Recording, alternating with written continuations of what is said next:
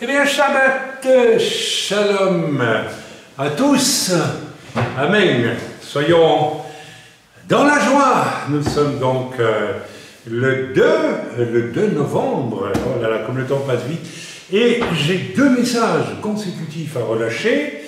Un premier avec un retour sur Sukkot, et oui, le sujet est loin d'être épuisé et il est réjouissant d'une façon extraordinaire pour ceux qui le comprennent et ceux qui participent à l'univers du bête ouvert. Rappelez-vous, la semaine dernière, je vous ai parlé du bête ouvert, par contraste avec ce qu'on peut appeler le bête fermé, ou bien deux autres lettres, le Samer et le... Voilà que la chose même. Et le même, bien sûr, le fameux même, qui sont des lettres fermées, et sans retourner sur ce que j'ai dit la semaine dernière, on y trouve la notion de poison et la notion de Satan. Donc, en gros, la maison ouverte est préférable à la maison fermée. Nous avons vu tout ça la semaine dernière. On va aujourd'hui repiocher un peu le sujet en finalement comparant, en tout cas c'est ainsi que ça m'a conduit à le faire, avec vraiment beaucoup de bonheur et de chagrin. On va comparer deux personnalités qui représentent deux personnalités bibliques, qui représentent pour l'une complètement le bête dans sa notion d'ouverture, et de générosité, de disponibilité, de désintérêt, voilà, et puis une autre personnalité qui est celle du bête fermé, de la désobéissance à Dieu d'ailleurs, qui privilégie la volonté humaine, sans avoir ce cœur d'enfant qui permet d'être un réceptacle de la volonté de Dieu, et aussi d'être, je dirais, baptisé, scellé, accompagné, je dirais, automatiquement du surnaturel de Dieu.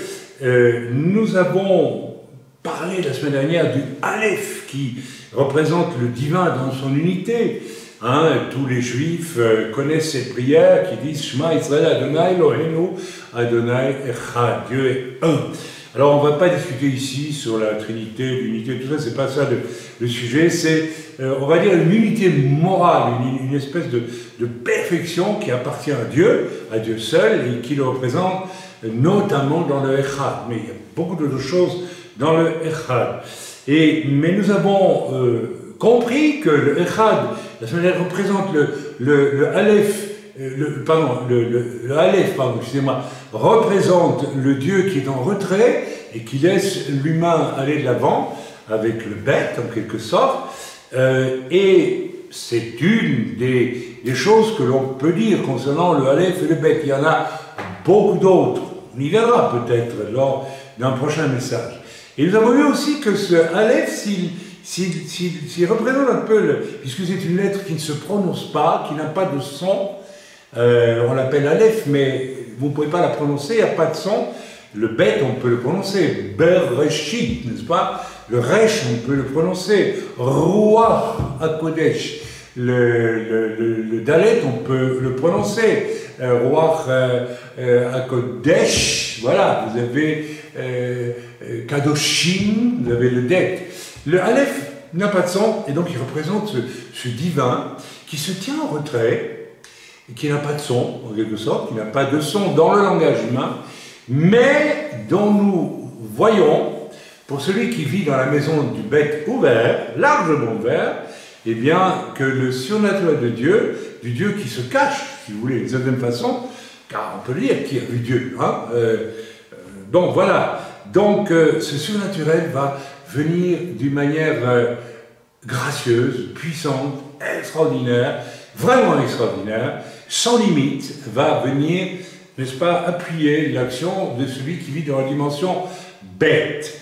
Je vous en ai parlé quelque peu lors du dernier message. Je pourrais aligner ici, sans exagérer, le moins du monde, des heures et des heures, ma femme en est témoin, ceux qui sont dans l'œuvre en ont été témoins, que ce soit en Afrique, que ce soit en Europe, que ce soit partout où j'ai eu l'occasion de prêcher dans le monde. Puis les États-Unis jusqu'à la Russie, en passant par une bonne partie des pays d'Europe, où j'ai planté une assemblée en Italie, notamment avec des miracles extraordinaires, un surnaturel complètement à l'œuvre. Bref, bien, donc nous allons comparer deux personnages qui sont absolument aux antipodes, l'un étant dans le bête, l'autre étant dans le même et le Samer, ou le bête fermé aussi, la maison fermée.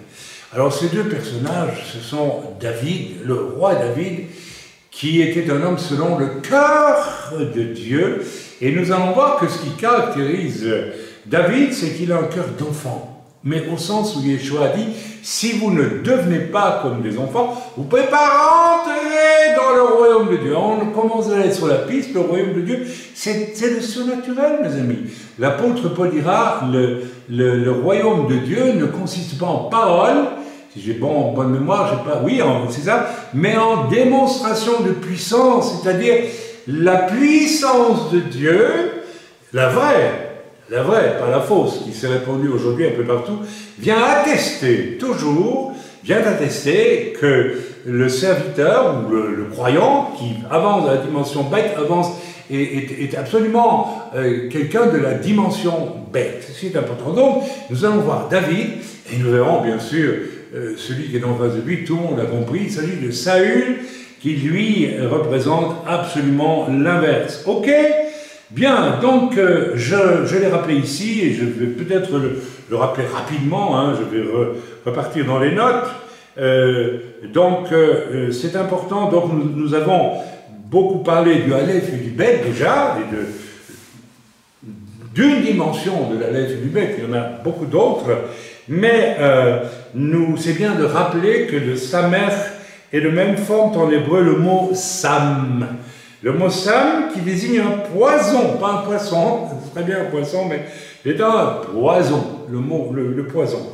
Les autres lettres ont toujours une porte, alors que le mot Sam, qui désigne aussi Satan, n'a pas d'ouverture.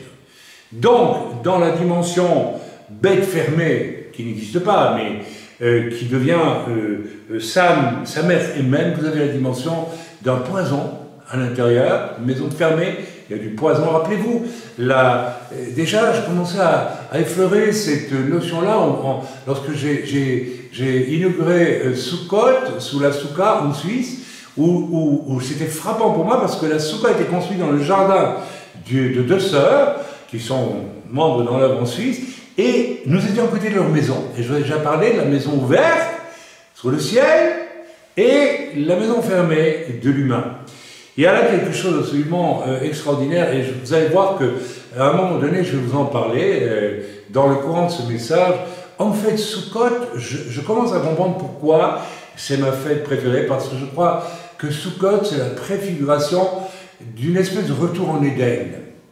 Le fait de construire une cabane, enfin, on va y venir dans quelques instants. C'est une préfiguration qui joint le fait que beaucoup pensent, et je le pense aussi, que l'enlèvement de la Keïla, qui ne s'est pas fait à Sukkot-ci, se fera plus que certainement lors de la fête de Sukkot. Parce que c'est la fête qui ouvre les branchages de la maison sur le ciel, mes amis. Et ceci est très important. Et voilà, donc on va continuer à creuser ce fameux message. Alors le roi David, le grand roi David, non pas parce que il ne va pas être grand comme son fils Salomon, qui sera grand par la sagesse, qui sera grand par sa force, qui sera grand par la richesse, qui sera grand, et finalement finira mal. David n'a pas mal fini. Il est resté cet homme au cœur d'enfant. On peut dire que son fils, qui pourtant a eu un héritage fantastique, est tombé quelque part dans la maison fermée où il y a eu du poison. À partir du moment où il épouse je ne sais combien d'épouses, et il a je ne sais pas combien de concubines, qui sont presque toutes, beaucoup en tout cas, n'est-ce pas, des femmes de religions, de peuples étrangers, avec des religions étrangères, et il va construire des autels à toutes ces divinités à Jérusalem. Heureusement, elles ont toutes été détruites jusqu'à ce jour. Donc c'est une bonne chose. Mais voilà, restons sur David. David, c'est un homme de courage, mais attention, le courage, le vrai courage, alors ça, retenez ça, il est concomitant, il est presque obligatoire chez l'homme qui vit dans la dimension du bête ouvert. L'homme qui, vous l'avez compris, vient de l'Aleph, qui s'appuie le dos fermé à l'Aleph qui est apparemment absent, mais qui sera très présent quand il le faudra, hein, par le surnaturel de Dieu. Et on va voir tout de suite avec David que la vie entière de David est absolument baignée de surnaturel. Le surnaturel de Dieu est omniprésent dans la vie de David. Il y a des exemples clairs. On va en voir un tout petit, mais qui est très intéressant, je trouve, dans quelques instants. Donc, l'homme de l'ouverture vers le futur, qui fatalement, nous l'avons vu en hébreu, donc on écrit de droite à gauche, donc la droite représentant en général ce qui est bon, ce qui est bien, et la gauche représentant plutôt ce qui est moins intéressant, moins agréable. Alors, le bête ouvert, puisqu'on écrit comme ça, hein, en écriture en cursive, hein, c'est un bête comme ça, couvert par là, Bereshit, voilà, d'accord, Bait, la maison, et puis bien d'autres mots, bien sûr, et c'est donc une ouverture vers un monde qui est imprégné de mal, et dans lequel nous devons aller, et vous allez dire, on ne rencontre pas que du mal. D'une certaine façon, je dirais que si. Parce que si je fais un bilan à mon âge de 71 ans, 71 pour les Belges et les Suisses, je me rends compte que le mal est omniprésent en toute personne. Alors bien sûr, il y a des variables, mais moi le premier, le mal est là dans ma vie depuis le jour de ma naissance et il peut être là jusqu'à aujourd'hui. Et donc nous allons avancer avec nous-mêmes et avec les autres et nous allons vers le mal. Donc il y a fatalement pour celui qui vit dans cette dimension bête d'ouverture, il ne peut pas y avoir autre chose que du courage. Donc je dirais que le courage est d'avoir une maison bête ouverte. Amen. Et je pense que c'est probablement vraiment la plus grande difficulté pour tout humain, c'est d'avoir ce courage par rapport à soi-même d'abord, parce que ça signifie aussi que le regard de Dieu peut être ouvert sur nous, avec tout ce qu'il peut nous dire, tout ce qu'il peut nous reprocher, et qu'il va nous falloir aussi vivre avec les autres, et ce n'est pas évident du tout, et d'autant plus que ce n'est pas évident du tout pour les autres de vivre avec nous. Et donc, il faut un courage considérable, et c'est très intéressant de voir que c'est à condition d'avoir un cœur d'enfant qu'on aura ce courage. C'est curieux. Les enfants ont tous les courages. Vous savez, les enfants sont éminemment ouverts, et je me souviens petit avoir fait des réflexions sur des adultes qui les ont fait rougir jusqu'au plafond, sans que je comprenne ce que je disais. Mais je disais des choses, ça m'est arrivé un jour, je ne vais pas vous donner l'exemple en détail, mais les enfants sont tellement ouverts, sont tellement... vraiment, c'est tout ouvert chez un enfant, qu'il pompe tout ce qui vient à lui. Et c'est pour ça que nous avons aussi une lourde responsabilité dans ce que nous laissons voir ou bien entendre aux enfants que nous éduquons et puis aux autres aussi. Donc voilà, un cœur d'enfant pour vivre dans ce bête. Donc David, c'est cet homme courageux avec un bête ouvert en permanence à la rencontre au quotidien du mal. Voilà. Alors là, on peut transposer, on a tous compris que pour nous, enfants de Dieu, le but n'est évidemment pas d'être sauvé et puis de s'installer dans sa petite boutique pour être tranquille jusqu'à l'enlèvement et aller faire un bon petit, comme disait quelqu'un qui se moquait un peu, mais enfin bon bref, un bon pique-nique au ciel, hein, pendant que les autres, voilà. Ok, donc non, le but n'est pas là. Le but n'est pas d'être sauvé par celui, l'humain divin qui a donné l'exemple le plus magistral d'être un bête ouvert vers les autres. à savoir Yeshua. Donc nous avons compris que nous sommes appelés tous à vivre dans ces dimensions. Voilà, donc David, c'est cet homme qui vit déjà, et c'est pourquoi Dieu dira qu'il est un homme selon le cœur de Dieu. Il y a un droit à parier qu'un homme comme Enoch, qui a été enlevé, n'est-ce pas, on lit ça dans le Tanakh, eh bien, il est enlevé parce qu'il a plu à Dieu. Il devait être un être très particulier, d'une ouverture et d'un amour extraordinaire pour les autres, et c'est pour cela que Dieu l'a enlevé. Élie aussi a été enlevé. Bref, il y a peu d'êtres qui ont connu, il n'y en a fait que 2. Moïse est mort, mais on ne sait pas exactement comment il est mort, ni ce que Dieu a fait avec son corps. Il y a un mystère là, hein, donc... mais voilà, donc en tout cas pour ce qui est David, il y a évidemment, et nous allons voir tout de suite en lisant l'Écriture, il y a en permanence presque le surnaturel de Dieu qui intervient et qui accompagne David, qui le suit dans le dos et qui se manifeste devant lui et avec lui lorsque la nécessité surgit.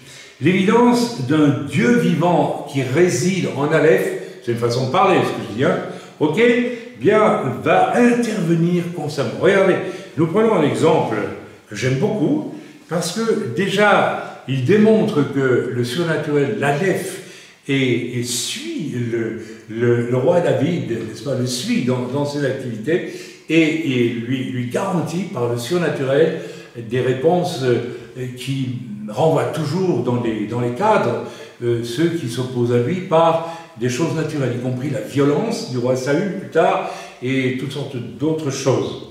Bien, donc, lisons ensemble dans 1 Samuel 16, versets 14 à 23. Vous allez tout de suite comprendre, situer l'épisode. Bon, le roi Saül n'a plus la faveur de Dieu, il est tourmenté par un mauvais esprit envoyé par Dieu, dans le but foncier, fondamental. J'aimerais que vous reteniez ça parce que Saül vit ici dans la dimension du bête fermé, mais en fait du même et du sa mère. Il est dans la dimension de la maison fermée, égoïste, fermé et contrôlé par lui seul, où Dieu ne peut plus avoir accès, ou plutôt où Saül ne permet pas à Dieu d'avoir accès. Et ça va aller tellement loin que, comme Dieu il ne permet pas à Dieu d'avoir accès à sa maison intérieure, il va même se tourner vers une sorcière un jour pour faire revenir Samuel. Nous connaissons, alors là on est au comble, n'est-ce pas, de la dépravation de la maison fermée. Et je pense qu'il y a beaucoup de cela aujourd'hui, parmi de nombreux faux rois, des prophètes, des faux pasteurs, des faux apôtres, qui, n'est-ce pas, vivent dans une maison fermée du même, et qui secrètent un poison, et qui est encouragé par le diable lui-même, et c'est pourquoi il génère un faux surnaturel, de faux ministères, qui attirent le regard et auquel il ne faut pas grand-chose pour quelqu'un qui est dans la dimension du bête et qui a l'Esprit de Dieu avec lui. Je ne parle pas ici du baptême du Saint-Esprit, je parle ici de la présence de l'Esprit dans votre vie. J'aimerais insister là-dessus, qui vous permet de lire aussi ce que vous avez en face de vous. Il est question dans l'Écriture, Paul en parle dans les 9 dons spirituels, du discernement des esprits. Ce discernement des esprits est quelque chose qui accompagne automatiquement celui qui vit dans la dimension bête. David, n'est-ce pas, avait ce discernement des esprits. Et c'est pourquoi il pourra adopter une attitude, je dirais, extrêmement sainte face à Saül. Il a vu à qui il a affaire, et il a vu que Saül était dans une situation tragique. Et j'aimerais ici, en lisant le passage que je vais vous lire, donc Saül est rejeté par Dieu, il est soumis de la part de Dieu à un esprit mauvais qui le tourmente, et nous allons voir que David va venir et le soulage en chantant et en jouant de l'instrument. Il y a là quelque chose de surnaturel, ce n'est pas de la musicothérapie, bien sûr. Alors on lit ensemble, non mais il y a un appel de Dieu aussi, à tous ceux qui vivent, et si vous vous reconnaissez comme vivant dans une maison fermée, et pas dans la maison ouverte, eh bien, il est possible, il est probable que vous passiez par toutes sortes de tourments, vous savez. Je crois de plus en plus que beaucoup de vies tourmentées parmi les chrétiens, des vies qui peuvent être tourmentés jusqu'à donner l'impression qu'il y a démonisation. J'ai eu un cas très récemment, vient du fait que les gens habitent une maison totalement fermée et à partir de ce moment-là, Dieu n'a plus accès et donc ils vont sécréter, même pouvoir prêcher ou bien annoncer un évangile ou bien écrire des livres ou que sais-je d'autre. J'ai eu des exemples devant moi, ou bien avoir une activité dans le monde chrétien. On peut être éditeur chrétien et être dans la maison fermée, on peut être pasteur et être dans la maison fermée, on peut être un simple chrétien, il n'y a rien de péjoratif quand je dis simple, et être dans la maison fermée. Et ce qui est certain, c'est que cela va sécréter un poison. Et je peux vous dire une chose en toute franchise, en toute honnêteté, le combat le plus rude que j'ai eu, je me rends compte avec le recul, je vous dis, c'est un avantage extraordinaire d'avoir 71 ans. On fait des bilans. Eh bien, le combat le plus rude que j'ai eu, c'est de persévérer à rester dans la maison du bête ouverte. Parce qu'avec les coups que j'ai pris, les hypocrisies, les trahisons, les vols, autant financiers, oui, je le dis ouvertement, qu'intellectuels, puisqu'on m'a chapardé des messages, on m'a chapardé des livres pour les faire siens, etc. Toutes ces choses, toutes les trahisons, vous savez, et les calomnies, etc., avaient un but de la part du diable, c'était que je me replie sur ma coquille, que je me renferme. Et finalement, je ne l'ai pas fait. Alors, mais j'ai frôlé cela plusieurs fois, et aujourd'hui j'ai compris le risque et le danger, donc je sais que quoi qu'il m'arrive de mauvais, eh bien, je resterai dans la maison du bête. Et vous savez, ce qui est merveilleux, c'est qu'à un moment donné, le bête ouvert, à un moment donné, eh bien, ça devient un automatisme. Voilà. Donc, je vous donne là des clés importantes. Si vous êtes persécuté, si le diable s'acharne contre vous, c'est qu'il veut absolument, n'est-ce pas, il a peur de vous, et il souhaite que vous refermiez, comme l'huître, n'est-ce pas, votre coquille, et que votre bête devienne, n'est-ce pas, je ne sais pas s'il y a une lettre horizontale d'une seule ligne, je ne crois pas, il n'y en a pas, hein, pas en hébreu en tout cas. Donc, voilà, je vous donne donc là une clé. Lisons maintenant ensemble le fameux passage du chapitre 17. J'ai dit ça, non, 16, pardon. Voilà. L'esprit de l'Éternel se retira de Saül, le roi d'Israël, qui fut agité par un mauvais esprit venant de l'Éternel. Donc c'est très clair. Je rappelle ici qu'il y avait vraiment, et c'est le cas de beaucoup de personnes tourmentées, même de personnes dites possédées, ou bien largement tourmentées par les puissances démoniaques, c'est permis par Dieu. J'ai écrit un livre là-dessus, apparemment peu l'ont lu, parce que les gens vont toujours à ce qui touche l'œil, voyez-vous. Mais je suis profondément dérangé par ce qu'on appelle des ministères de délivrance, qui sont très souvent, d'abord ils sont à côté de la plaque la plupart du temps, et puis ils luttent contre Dieu quelquefois, et même assez souvent, parce que j'en ai parlé dans un autre message, je reviendrai dessus un de ces jours, mais vous avez l'exemple de ce roi de Babylone qui, orgueilleux devant ces jardins de Babylone, se voit transformé, n'est-ce pas, par un esprit mauvais en une espèce d'animal. Pendant 7 ans, il va manger de l'herbe, ses ongles vont grandir, et il va se comporter comme une bête. Il est démonisé, il est complètement démonisé, jusqu'à ce qu'il comprenne sa folie et qu'il se repente, qu'il y ait une contrition, et là, Dieu va lui rendre, n'est-ce pas, son état de départ. Je pense que beaucoup d'hommes et de femmes sont tourmentés par des puissances démoniaques aujourd'hui, et que de les chasser risque simplement de les voir revenir un peu après, parce qu'il faut chercher la cause, la source de la démonisation. Et il y en a une ici qui apparaît clairement, j'espère que vous me suivez dans ce que je suis en train de vous dire, parce que c'est sérieux, c'est grave, c'est la maison fermée qui suscite du poison et qui va finalement laisser habiter Satan, quelque part, Satan va avoir une influence sur votre vie. On reprend ici donc avec l'esprit de l'Éternel se retira de Saül, qui fut agité par un mauvais esprit venant de l'Éternel. Les serviteurs de Saül lui dirent: voici un mauvais esprit venant de Dieu t'agite. Que notre Seigneur parle. Tes serviteurs sont devant toi, ils chercheront un homme qui sache jouer de la harpe.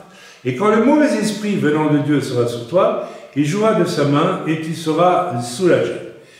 Saül répondit à ses serviteurs, « Trouvez-moi donc un homme qui joue bien, et amenez-le-moi. » L'un des serviteurs prit la parole et dit, « Voici, j'ai vu un fils d'Isaïe, Bethléemite, donc de Bethléem, qui sait jouer, c'est aussi un homme fort et vaillant. Hein. » Voilà, c'est l'Écriture qui le dit, c'est pas moi. Et un guerrier parlant bien et d'une belle figure. Et l'Éternel, il faut bien noter que l'homme de la maison Beth, il a beaucoup de choses avantageuses. Il est d'une belle figure. Alors, ne croyez pas que le monde soit fait de gens beaux, de gens laids. Non. J'ai remarqué de toujours que lorsqu'une personne vient au Seigneur et qu'elle est dans ses dispositions bêtes, elle est belle, elle devient belle. Même si elle est laide, elle devient dans son... Oui, naturellement, elle devient belle. Elle rayonne soudain d'une certaine beauté. Alors, c'est intéressant à noter quand même. Alors que, n'est-ce pas, on voit de ces chrétiens qui nous font peur. Vous les fouillez presque. Ils ont des visages absolument malheureux, tristes, ou bien tourmentés, ou que sais-je d'autre, enfin bref. Ok. En plus, c'est un homme fort et vaillant, parlons bien. Ah ouais, ici, il a aussi une capacité de bien parler, et de parler bien ici, c'est pas beau causeur, c'est quelqu'un qui dit des choses qui en valent la peine.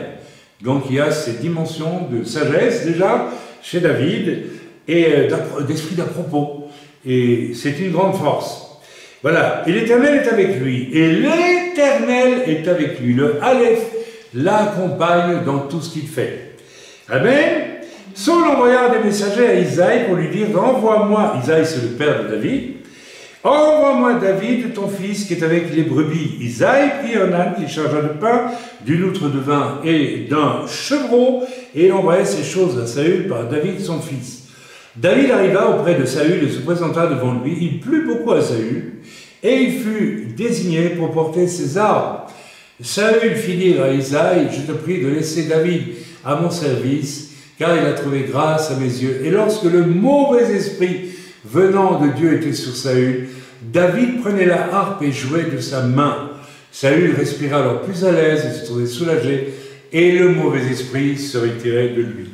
Alors, ce n'est pas le kinor de David à lui seul qui pouvait, n'est-ce pas, faire que le mauvais esprit se retire de lui, était la louange de David qui était inspirée et qui était inspiré par le Dieu esprit, le Aleph, le Dieu, oui, qui accompagnait David dans son vécu, tout simplement. Ici, c'est un petit exemple. Il y en a beaucoup d'autres où David, on va dire tantôt, on va y faire allusion, en tout cas, le combat avec Goliath, qui est une chose absolument surnaturelle, hein. Si vous me dites oui, mais il a trouvé la bonne pierre, il a su acheter au front, et donc c'était naturel, il y avait quelque chose de profondément surnaturel, et puis il y a d'autres exemples, on voit que le surnaturel de Dieu accompagne le roi David dans le naturel. C'est ça qui est intéressant. Le naturel de David est systématiquement transcendé par le surnaturel de Dieu. C'est exactement ce qui se passe pour l'homme de l'univers bête ouvert. Amen. Et ceci est extrêmement intéressant. Alors nous avons en face de cela, alors bien sûr, nous avons dans cette histoire aussi quelque chose de très intéressant. Nous avons directement deux types d'hommes qui s'affrontent, n'est-ce pas? David, l'homme du bête ouvert, n'est-ce pas, disponible, généreux, beau de figure, parce que visité, je dirais, béni par l'Esprit de Dieu qui est avec lui, qui est sur lui, et qui le rend beau. Et je me souviens, quand mon épouse s'est convertie, elle était déjà belle naturellement. Non, c'est vrai. Mais qu'est-ce qu'elle était belle quand elle a accepté le Seigneur. J'étais absolument bouleversé par la beauté qui venait du Seigneur sur elle. Et je pourrais dire ça de nombre de personnes que j'ai vu se convertir. J'ai vu des gens se convertir et puis chuter un mois après et retourner dans le monde. Mais au moment où ils acceptent le Seigneur, on les a vus changer du tout au tout. Ils étaient venus parfois de pas très beaux, avec des traits impurs et tout ce que vous pouvez imaginer, étaient devenus beaux. Amen. Et si vous voulez savoir comment va un chrétien, vous observez simplement ses traits. n'est-ce pas, à ses yeux, à sa bouche. La bouche parle beaucoup. Et les personnes qui ont vécu dans l'impureté, vous pouvez simplement observer leur bouche et vous saurez quand elles ont vraiment pris une distance solennelle avec l'impureté. La même chose avec les yeux parlent énormément. L'œil est la langue du corps. Donc David, nous avons un contraste ici entre cet homme, après tout, extrêmement disponible, puisque le roi Saül est déjà rejeté par le Seigneur, pas rejeté encore, mais il est mis sous l'influence d'un mauvais esprit envoyé de Dieu. Il envoie chercher David, et David, il vient, il aurait pu dire, bon, écoute, papa Isaïe, moi je préférais ça à la montagne, j'en avais affaire du roi, etc., etc. Donc, il y a chez David cette disponibilité et cette générosité. Ça, c'est une caractéristique du croyant qui est bête, ouvert. Il n'est pas bête, hein, donc il est bête, vraiment, vraiment ouvert, et il avance comme ça. Amen. Je souhaite à tous de le devenir, de le redevenir, et surtout de le rester. Amen, c'est extrêmement important. Voilà, donc en face de lui, nous avons le roi Saül. Qu'est-ce qui caractérise l'homme de la maison fermée? Eh bien, il ferme sa maison parce qu'il se place au milieu de la maison et il veut, je me rappelle du logo, très étrange, je n'ai jamais su si c'est un logo positif ou négatif, d'un frère suisse qui m'a envoyé ces lettres de mail il y a des années, et son logo, c'était un petit personnage qui était encadré par apparemment un mur de partout, par un cadre, et il essayait avec son pied de forcer la ligne qui était devant lui. Alors, je ne sais pas si ça parlait d'un homme enfermé, ou bien d'un homme qui voulait être libéré, mais j'y repense à un instant, c'est très intéressant. Mais Saül est l'homme de la lettre fermée, dont nous l'avons vu, c'est le poison, et c'est seulement Satan. À partir du moment où vous fermez votre maison, eh bien, vous ne laissez plus Dieu intervenir. Donc, le diable a tous les droits sur vous. C'est clair, c'est net, c'est facile à comprendre. Amen. Il est donc prisonnier de la maison du même sa mère. Le poison et Satan sont là pour l'influencer. Amen. Donc, voilà, on peut peut-être lire à présent. Donc, alors, qu'est-ce qu'il va faire? Il va faire beaucoup de bêtises, puisque l'Esprit de Dieu a difficile d'avoir accès à lui, et bien, et qu'il n'obéit pas de toute façon à ce que Dieu lui demande, il s'enferme de plus en plus et il va commettre des erreurs qui vont faire que Dieu va le dégommer, va l'écarter. Nous pouvons lire par exemple dans 1 Samuel 13, nous allons y aller, au verset. Alors, le grand drame de Saül se joue là, hein, bien sûr, et c'est ce qui va faire que l'Éternel va le rejeter. Donc 1 Samuel 13, versets 1 à 14. Lisons ensemble, si vous voulez bien. Il n'y aura peut-être pas tout, mais une bonne partie. Donc, en fait, les hommes d'Israël et tout Israël sont en position de combattre les Philistins. Et les Hébreux, les Hébreux sont un peu inquiets parce que, les Philistins sont là, on se réfugie dans les grottes, on se cache, etc., etc. Et Saül sait qu'il doit attendre la visite de Samuel, qui doit faire un sacrifice avant le départ des opérations. Alors, on va peut-être lire, n'est-ce pas, ce que dit écrit à partir du verset 8. Si vous avez votre Bible, cette fois je l'ai bien dit, hein, je ne l'ai pas dit avec l'accent belge, j'ai dit 8. Ah, formidable. C'est ce que les Français disent toujours. On reconnaît ton accent belge, on dit 8. Eh bien oui, bon, on est belge, qu'est-ce que vous voulez que je vous dise? Il attendit donc, Saül attendit 7 jours, selon le terme fixé par Samuel. Donc Samuel, le prophète, avait demandé, tu attends 7 jours, et j'arrive et je fais le sacrifice. Mais Samuel n'arrivait pas à Gilgal, probablement qu'on était, à la fin du 7e jour, ou quelque chose comme ça. Pas loin en tout cas, mais Samuel n'était pas encore là. Hein? Donc, et le peuple se dispersait loin de Saül. Ah, le peuple se disperse loin de Saül. C'est l'occasion de vérifier si Saül est un homme du bête ouvert, c'est-à-dire qu'il a confiance en Dieu. Voilà une mauvaise circonstance, le peuple s'éloigne tout doucement de lui, il dit Samuel ne vient pas, on a peur, le peuple n'est pas très courageux, hein, apparemment. Et donc, Saül n'a qu'une chose à faire, c'est rester en position d'attente, de foi, et de laisser Dieu agir, même in extremis, parce qu'il arrive que Dieu, alors bien sûr, c'est ce que nous connaissons dans la prière, on nous demande de prier, alors parfois on a un résultat immédiat, parfois ça dure une semaine, parfois ça dure un mois, parfois ça dure des années. Alors voilà, c'est le test de Dieu aussi. Est-ce que là aussi nous sommes capables de rester en position de foi et d'ouverture jusqu'à ce que Dieu intervienne? C'est pas toujours le cas, reconnaissons-le. Hein. C'est pas toujours évident. Mais, enfin, je ne devrais pas dire que ce n'est pas évident. C'est pas évident pour nous qui sommes, nous avons tendance souvent à refermer, je dirais, la boutique et puis de dire bon c'est fini, hein, Dieu n'a pas agi, il fera donc rien. Et c'est faux, et c'est faux. Amen. Alors Saül dit, amenez-moi l'holocauste et les sacrifices d'action de grâce. Et il offrit l'holocauste. Comme il achevait d'offrir l'holocauste, voici Samuel arriva. Voilà, c'est la catastrophe. Et Saül sortit au-devant de lui pour le saluer, etc., etc. Samuel dit, qu'as-tu fait, Saül? Rappelle que les holocaustes devaient être le fait d'un prophète, du prophète ici, et non pas du roi. Bon, on ne va pas rentrer dans le sujet, mais en tout cas, Saül a désobéi.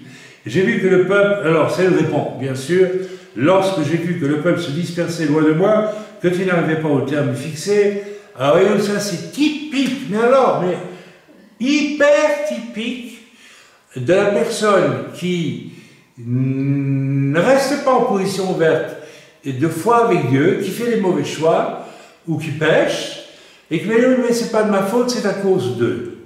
C'est incroyable le nombre de fois où j'ai entendu des croyants, j'ai dû taper sur la table, enfoncer des centaines de clous avec des centaines de personnes pour leur dire mais n'est-ce pas, oui mais voilà, on dit mais qu'est-ce que tu viens de faire là?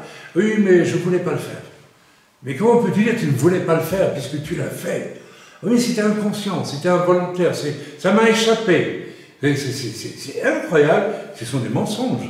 Ce sont des mensonges. Ici, Saül cherche un prétexte. En fait, il dit, Dieu a été défaillant, Dieu n'a pas fait son boulot au bon moment, donc voilà. Ça fait penser à Cain, n'est-ce pas? Lorsqu'il dit à Dieu, est-ce que je suis gardien de mon frère? C'est quoi le problème? T'es aveugle là, Dieu, t'as pas bien regardé là? C'est extraordinaire.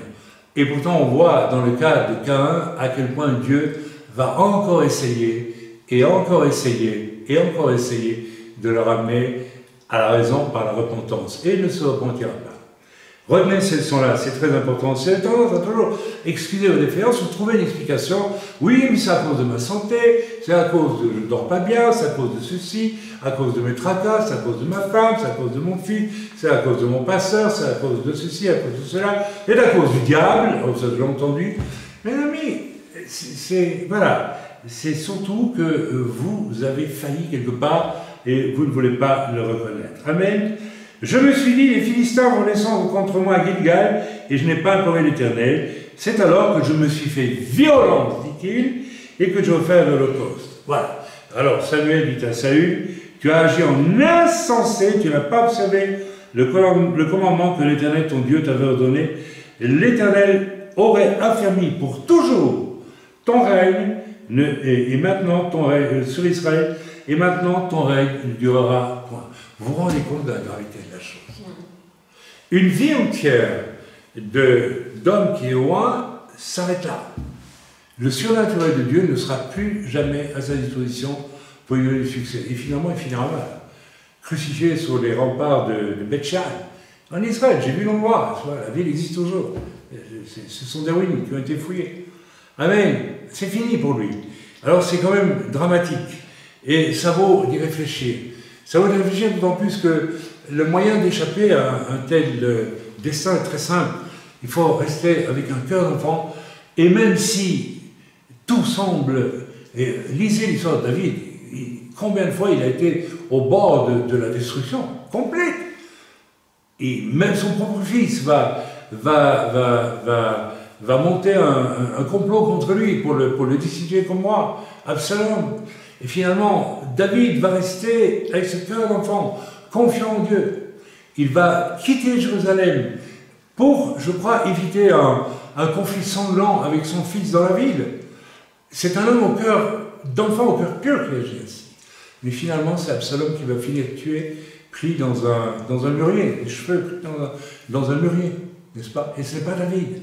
Alors, mes amis, ça veut dire quoi? Ça veut dire qu'il y a ici deux grands types d'humains, l'un de la maison verte, l'autre de la maison fermée, et vous devez faire le choix pour savoir dans quelle maison vous voulez habiter. Amen. Ceci est extrêmement important.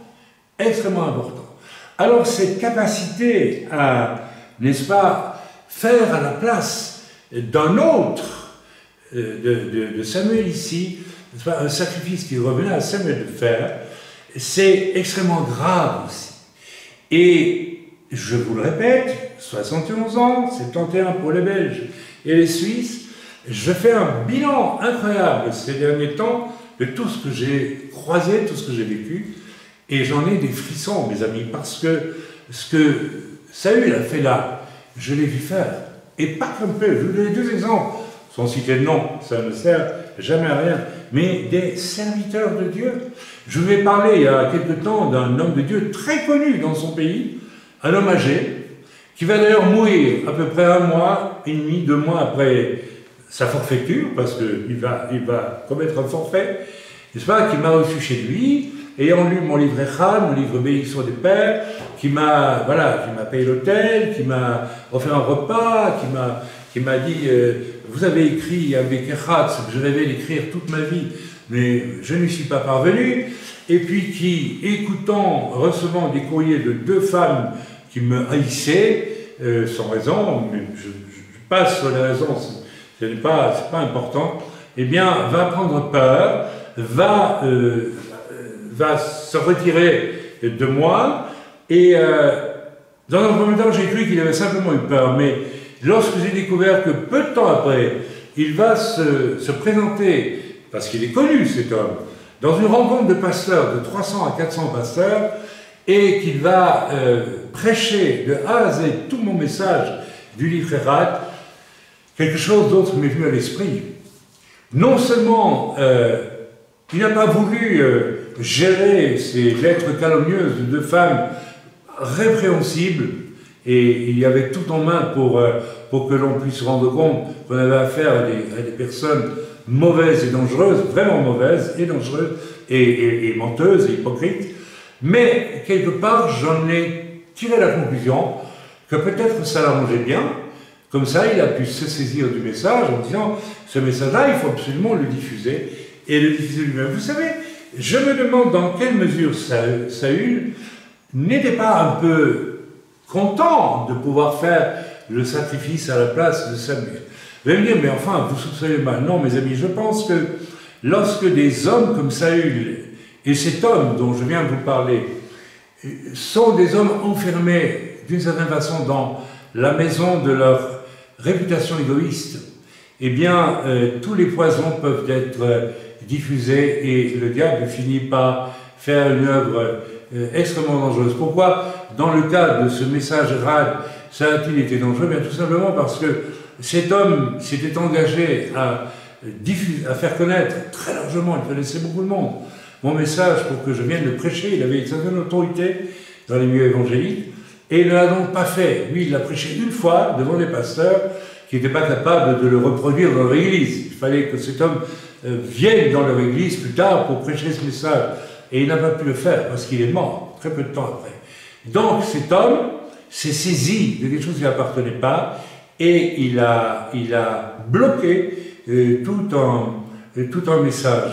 Et par la même occasion, il faut quand même admettre que cet homme, repris par le Seigneur en beau langage, et bien peu de temps après, on peut considérer que c'est quand même quelque chose qui a été permis par Dieu, et on peut se poser des questions. Bien, j'ai vécu un autre exemple du même ordre, avec à l'époque où, ayant vu le côté maison fermée de la rencontre de pasteurs à laquelle je participais, il y avait là des maisons fermées. Et en réalité, quand nous allions, mon épouse et moi, à ce qu'on appelait cette pastorale, eh bien, nous y entrions en début de week-end avec l'estomac noué, et nous en sortions avec l'estomac noué, parce qu'il y avait un malaise général. Il y avait beaucoup de discours, n'est-ce pas, convenus entre certaines personnes qui avaient établi des passerelles, mais des passerelles qu'on sentait de maisons fermées. Ok, parce que tu m'invites, je t'invite, et je t'invite parce que tu m'invites, etc., etc. Mais, et on sentait dans tout ça, sous toutes les tables, en dessous de tous les tapis, dans les couloirs, toutes sortes de choses pas claires. Et effectivement, beaucoup de choses n'y étaient pas claires, puisqu'en fait, cette rencontre de serviteurs était le désir prétendument positif de faire se rencontrer les hommes de Dieu, mais en réalité, cela venait d'un homme qui souhaitait que les gens travaillent pour lui, pour sa maison, et non pas pour... voilà, nous n'avons pas à souhaiter, désirer que les autres travaillent pour nous. J'ai rencontré pas mal de jeunes serviteurs comme ça qui construisaient dans leur esprit, moi je vais attirer un tel et un tel à côté de moi, dans mon ministère, et ils travailleront avec moi, avec un moi énorme comme ça. Tous ces gens-là sont des gens qui construisent une maison fermée, la maison qui leur appartient. Ils sont de la race de Saül, et ils doivent faire très très attention. Je n'en dis pas plus, mais j'ai donc, en 2 mots, j'ai voulu organiser ici même, dans cet endroit, il y a bien des années, une rencontre de serviteurs avec qui j'étais en relation, mais qui était fondée sur une dynamique inverse, c'est-à-dire une dynamique d'amour et d'ouverture à l'autre.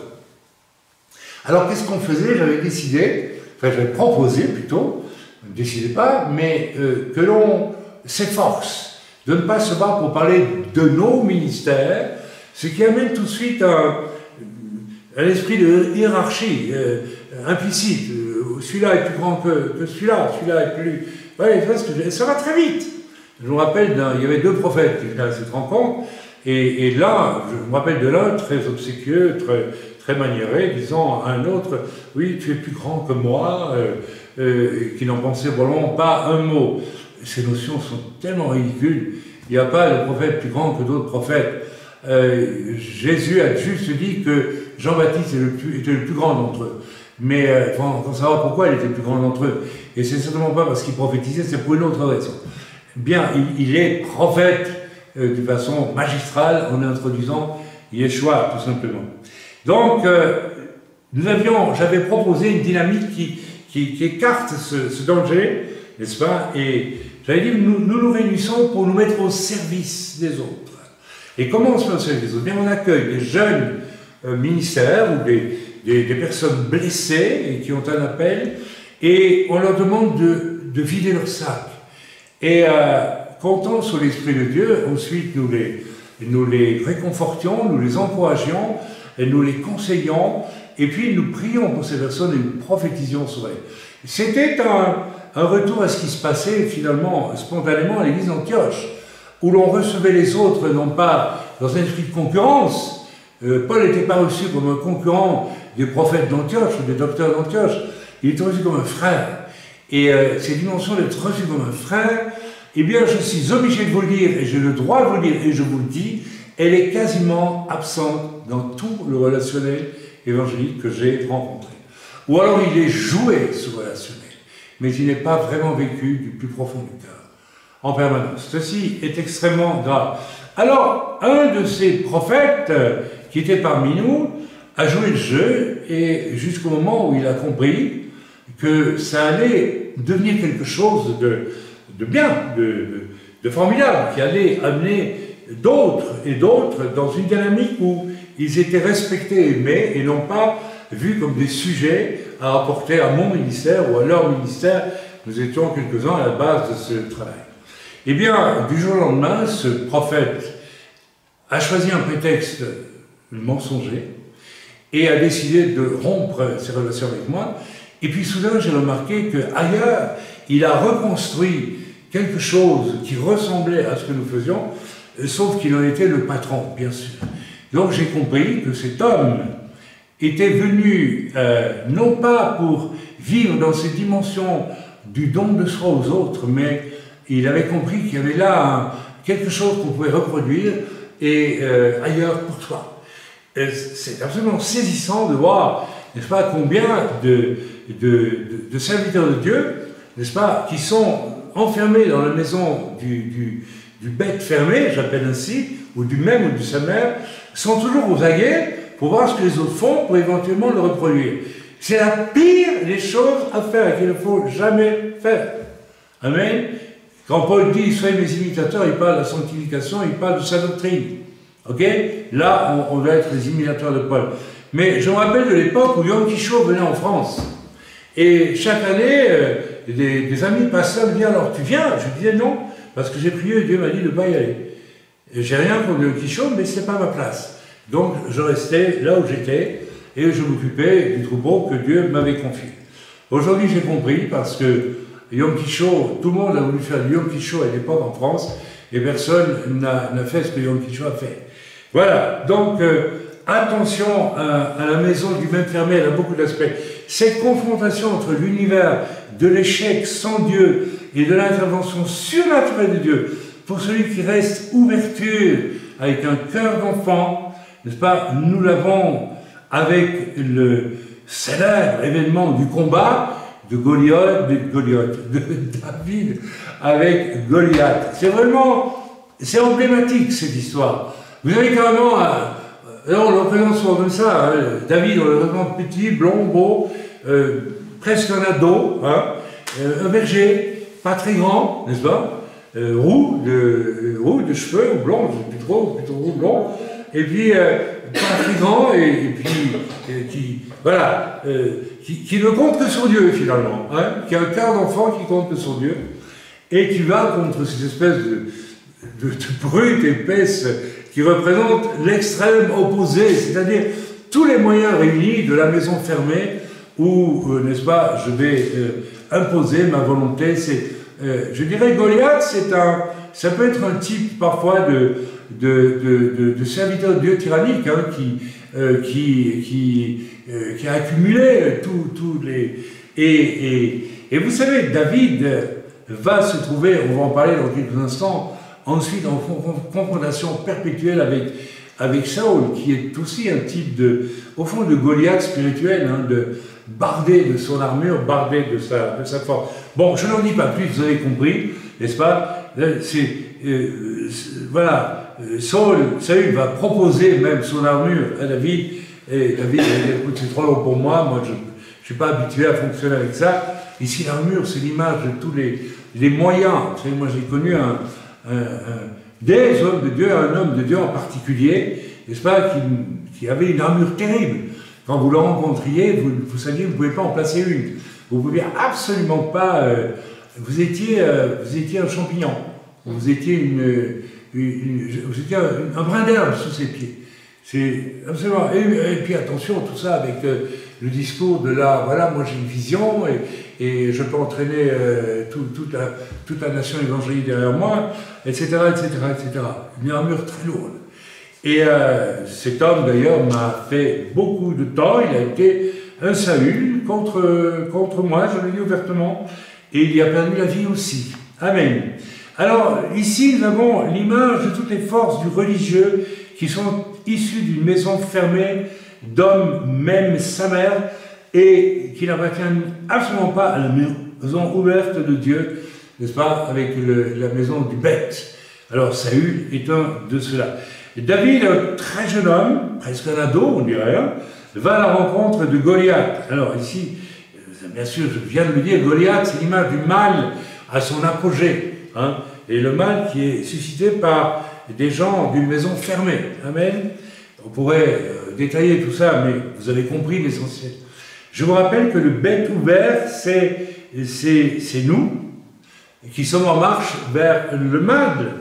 Et pour le vaincre, ici David est un type de l'homme qui marche, et c'est très intéressant parce que la troisième lettre de l'alphabet hébreu, c'est le guimel, et quand vous regardez un guimel, j'y viendrai peut-être la semaine prochaine, il a la forme d'un homme qui marche et qui va de l'avant.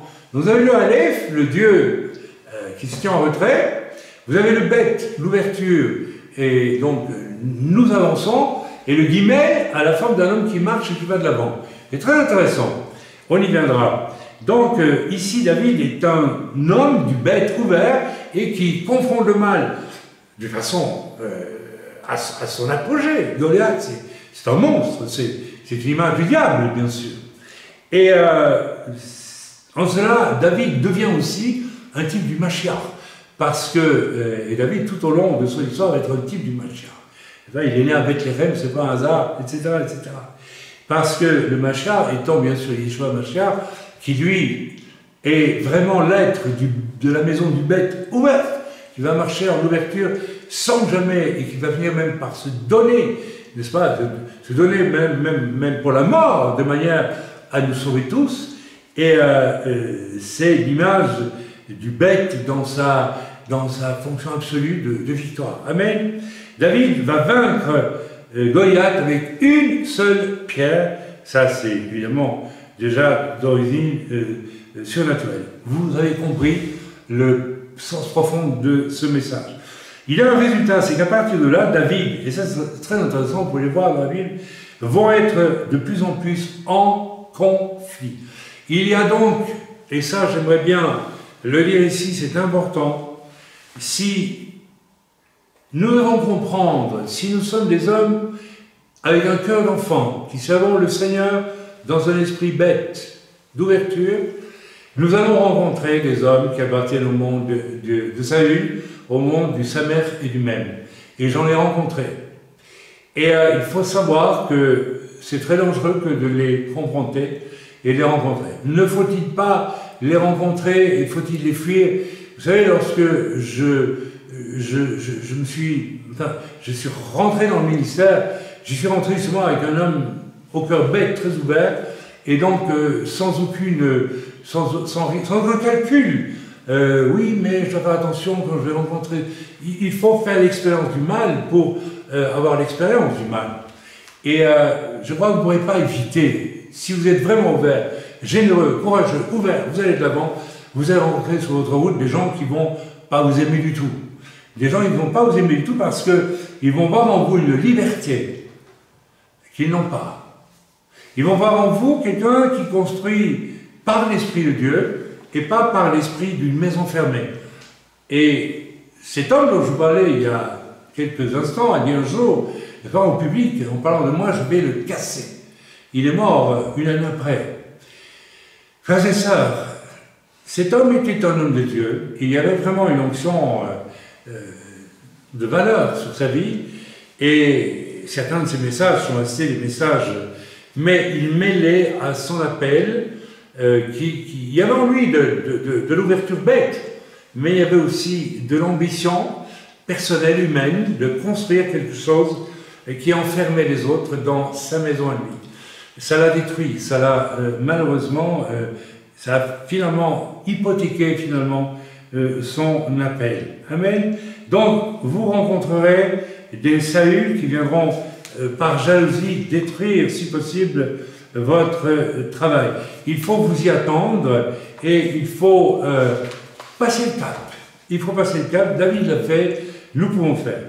La question maintenant, et je vais terminer là-dessus, de quel côté penche notre maison vers celle du bête ouvert ou vers la maison du Samer ou du Même? Voyez-vous, j'aime tellement Sukkot, en pensant à tous les enfants du monde, que chaque adulte a été un jour. Nous avons tous été un enfant. Ces enfants qui aiment construire des cabanes, rappelez-vous, je vous en ai parlé. Et je me demande si nous sommes encore de ces enfants, ces hommes avec des cœurs d'enfants qui aiment construire des cabanes. J'ai rencontré, vous savez, je vous l'ai dit, j'ai fait partie d'une pastorale où venaient les gens. Il y avait une thématique presque, je ne vais pas dire inconscient, parce que c'est jamais inconscient, mais forcé, d'hommes qui venaient toujours avec des projets, mais alors, des projets qui allaient casser la baraque. Et puis, finalement, tous ces projets-là tombaient à l'eau, et si on avait fait un recensement de tous les projets qui ont été déversés dans cette rencontre de 300-400 pasteurs, eh bien, il n'y a quasiment rien de tout ça qui s'est accompli ou qui a donné lieu à quoi que ce soit. Vous savez ce qui manquait à cette rencontre Il manquait des hommes de Dieu et des cœurs d'enfants qui désirent construire la cabane de Scott. C'est une toute autre paire de manches. Jésus a dit, et c'est pas un hasard si Jésus a dit, si vous ne devenez comme des enfants, vous commencez à comprendre maintenant ce que ça veut dire. Vous n'entrez pas dans le royaume de Dieu, le royaume des cieux. Le royaume de Dieu et des cieux sur cette terre, c'est la puissance de Dieu. La lèvre qui nous accompagne et qui se manifeste devant nous, avec nous, en nous, pour les autres aussi. Amen. Combien de personnes guéries, combien de miracles sont venus pendant un ministère durant 36 ans. Un nombre incalculable. Mais, frères et sœurs, je rends hommage à Dieu pour ces choses, parce que simplement c'est Dieu qui l'a fait.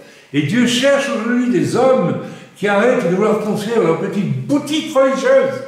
Arrêtez avec ça, arrêtez avec vos boutiques, vos projets d'hommes, etc.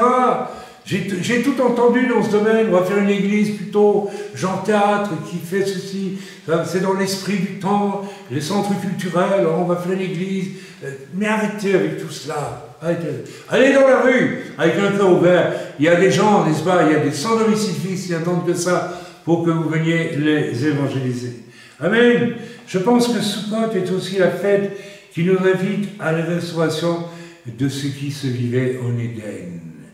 Parce qu'en Éden, avant la chute, eh bien, je pense qu'Adam et Ève avaient un cœur d'enfant.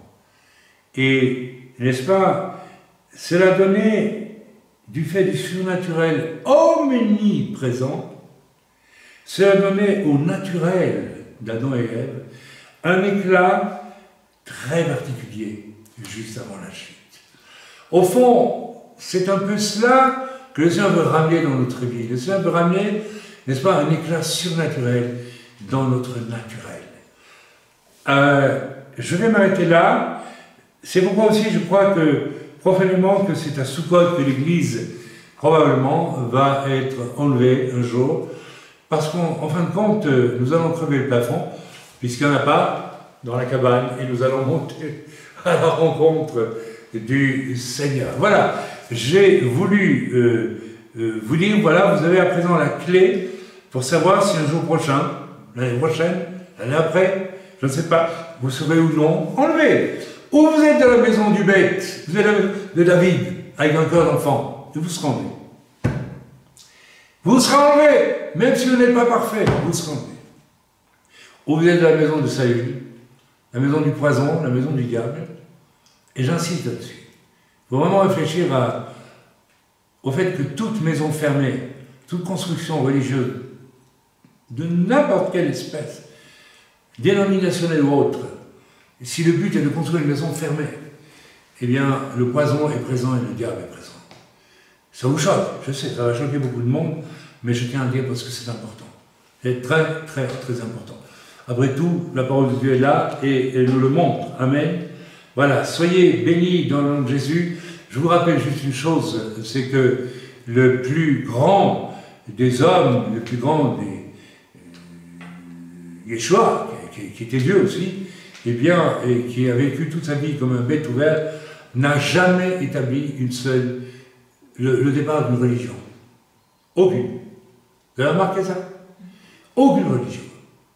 Il est venu témoigner du royaume de Dieu, tout simplement. Mais il n'a pas créé de religion. Comment se fait-il que nous n'agissions pas aujourd'hui comme le Seigneur lui-même? Ah, c'est pas facile. C'est pas facile parce qu'il faut échapper à des pièges. Et vous savez, ce piège de construire en même ou en sa mère, je l'ai rencontré. Je l'ai rencontré. J'ai jamais eu de témoignage de cela. Je l'ai rencontré plusieurs fois. Et là, j'ai été testé. Mes amis, vous vivrez le test.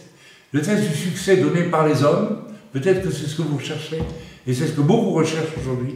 Ok, vous aurez votre petit succès humain, et un jour vous disparaîtrez, et vous serez dans la trappe, n'est-ce pas? Et vous ne ferez pas partie. Vous ne ferez pas partie de ceux que le Seigneur accueille volontiers dans son royaume. Car il est écrit, plusieurs viendront en mon nom, disant, nous avons chassé les démons, nous avons prié pour les malades, etc., etc. Et le Seigneur leur dira, retirez-vous de moi, car je ne vous ai jamais connu. Amen. Soyez bénis. Et attendez-moi pour le message qui suit. Je l'enregistre directement après. Et il est un peu en complément de celui-ci. Amen.